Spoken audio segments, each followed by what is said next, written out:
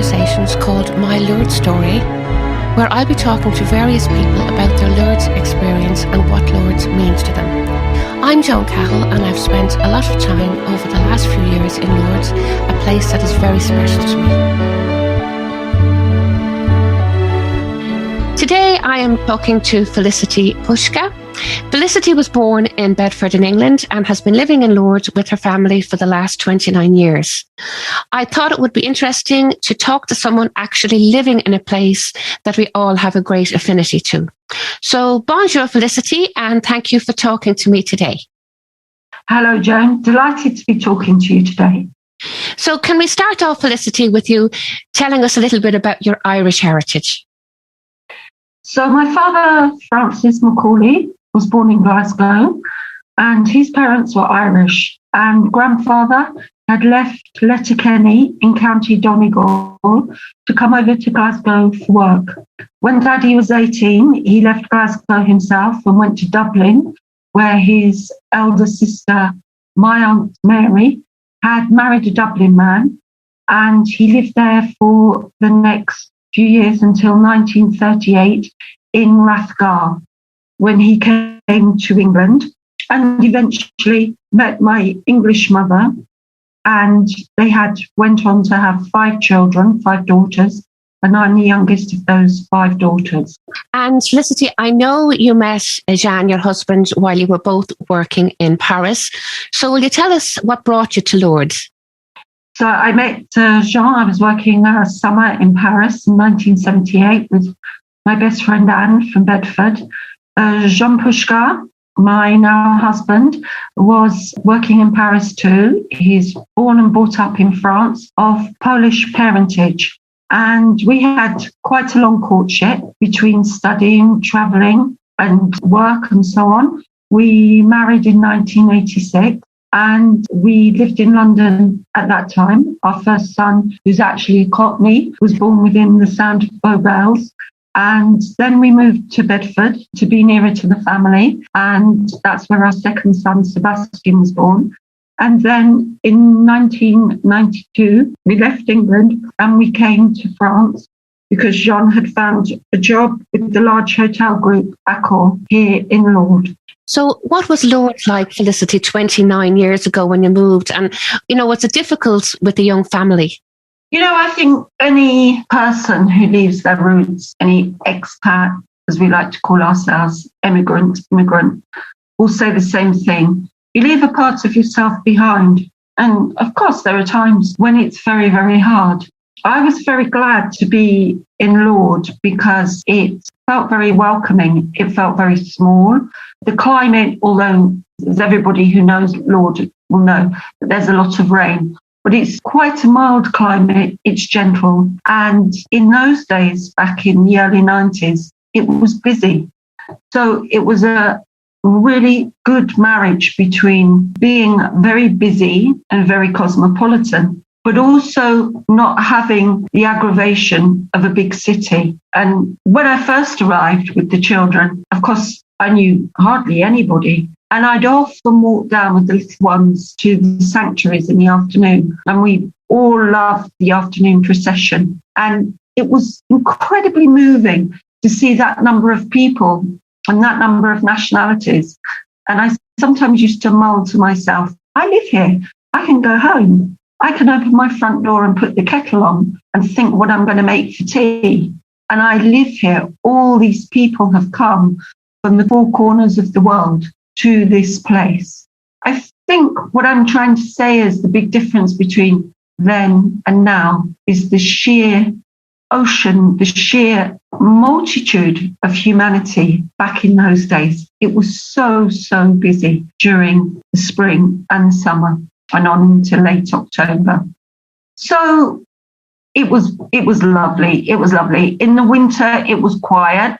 But as you were living here and as you were doing the school run and the supermarket run and all those routine things that we all have to do, you were kind of quite pleased in a way because it was, from a practical point of view, much easier. But it had that very, very good, for me personally, not at all an expat community, but a very strong, I very quickly met English-speaking Irish and English people. And it was a very, very sane place for us to set up home with small children. And I know you had 4 young boys back in the 1990s. What was the educational system like, Felicity? Well, all 4 boys, because of course we came, as I say, our first 2 sons were born in England. And then in 1995, we were joined by our wonderful twins who were born in Lourdes General Hospital. And all 4 boys went through the education, you're quite right, through the Catholic educational system here. They went to primary school. There are 2 Catholic primary schools in Lourdes, École du Soum and Massabielle. And they went to Massabielle. I love that name. Massabielle, actually, of course, is the name of the grotto.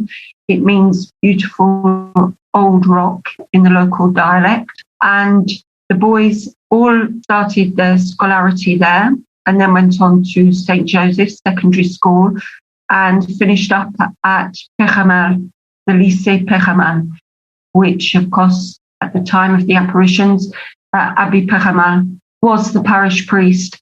And it was to him that little Bernadette ran to and confided everything that was taking place, that was happening to her down at the grotto of Massabielle. Their schooling was very good, very traditional. The Catholic ethos was ever present. It wasn't in any way overbearing. And it was quite, as most people will tell you about French education, be it in the Catholic sector or in the public sector or in other faith schools, it was academically quite demanding. But personally, and I think my sons would probably say the same with hindsight, it was very gentle and it was very kind. And I'd like to think that those principles and those ideas that were imparted to them in those early days are the ones that have stayed with them. And just with regards to the last year, Felicity, will you talk to us a little bit about what it's been like there over the last year? I know you yourself go down to the grotto quite a bit. It must have been so different over the last year when you would have been, say, in the height of the season. It must have been so much quieter for everybody. Do you know something, Joan? This last year has been a year, of course, like for all of us, for all of the globe, like something we've never experienced before.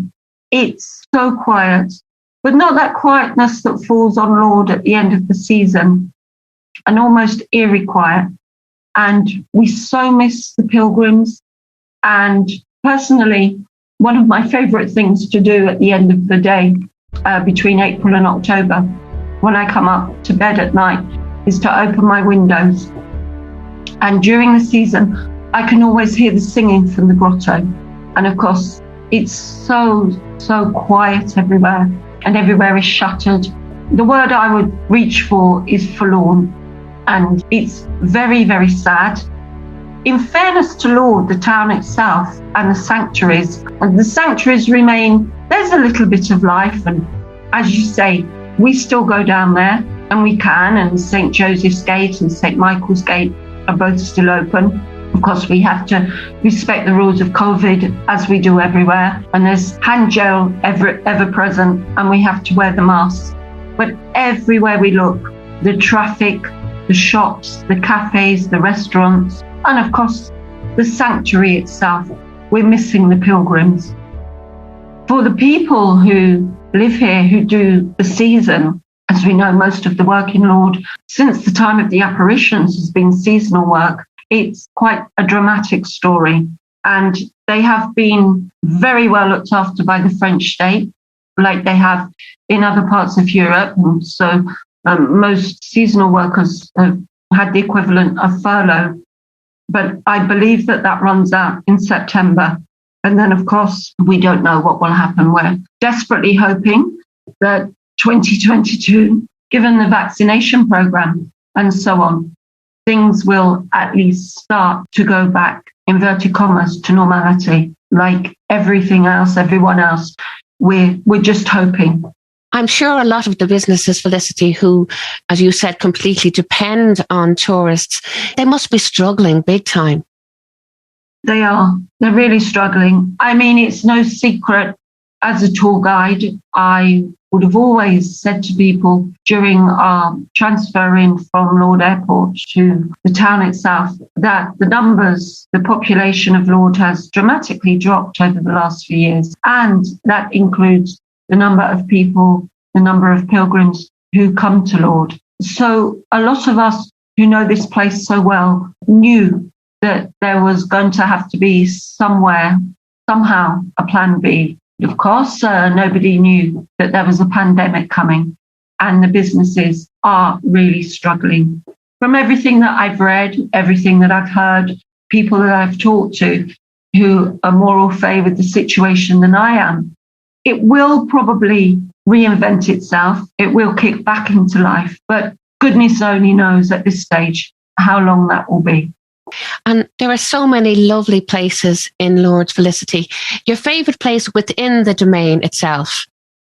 My favourite place within the domain itself, I think, is the Rosary Basilica.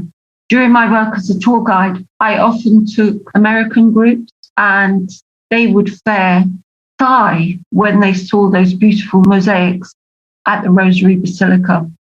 And personally, I think when you step back on Rosary Square and look at that lower basilica, it's really quite magnificent. Of course, for all of us, the grotto is very, very special. And as one of your previous interviewees suggested, at night time, it takes on a life form of its own. I know one of my sons has a special affinity to the grotto at night time, and all of us can find that peace within us at any time at the grotto. And I really, really think any person of any faith, of any belief or of no belief, there's something very, very special about the peace that surrounds the grotto. But for me personally, my little haven is the Rosary Basilica. And outside the gates then, Felicity, outside the domain? Well, do you know, Joan, have you ever had that feeling where, I don't know, if you're a Parisian, you've probably never been to the Eiffel Tower. During the last year, I've walked a lot, because we all have, because let's face it, there's been not that much else to do. And my favourite place now outside the domains of Lourdes is Bartres, but not just Bartres, the village itself. I lived in the Ukrainian church, and I can walk up a steep hill just a few meters from my own front door. And that steep hill, believe me, it's like a penance. But when I get to the top of it, I turn right and over a few steps, and then I'm in a wide open space of a field with the most wonderful vista of the Pyrenees. And I can walk across those open fields with the cows and the horses gently grazing and get to Bartres. And when I get to Bartres, I reach the Hosanna Cross. I call it the Hosanna House Cross. I don't know what its official name is, but it feels like the cross itself as some kind of triumph. And then I did that walk this morning, actually. And often, depending how I'm doing for time, I walk down into the village of Bartres and then back again across the open fields. And you know that sometimes a day goes past and you look back when in the evening time, when maybe you're brushing your teeth and you think, what have I achieved today? And when I do that walk to that cross, to the Hosanna Hill, and then on into the village of Bartres, I think if I've achieved nothing else, I've done that. And it feels, as I say, like a reward, like a triumph. So that's my favourite place right now. Yeah. You know, you're so lucky really to be there. So many of us, I suppose, are just missing Lourdes so much over the last year. I wish I could swap places with you there, Felicity, for a while. So Felicity, thank you so much for talking to me today. It's been lovely. And before we go, could you leave us with a thought for the day? Well, I think my thought for the day would be like the light that shines in Phoenix Park for her far-flung sons and daughters.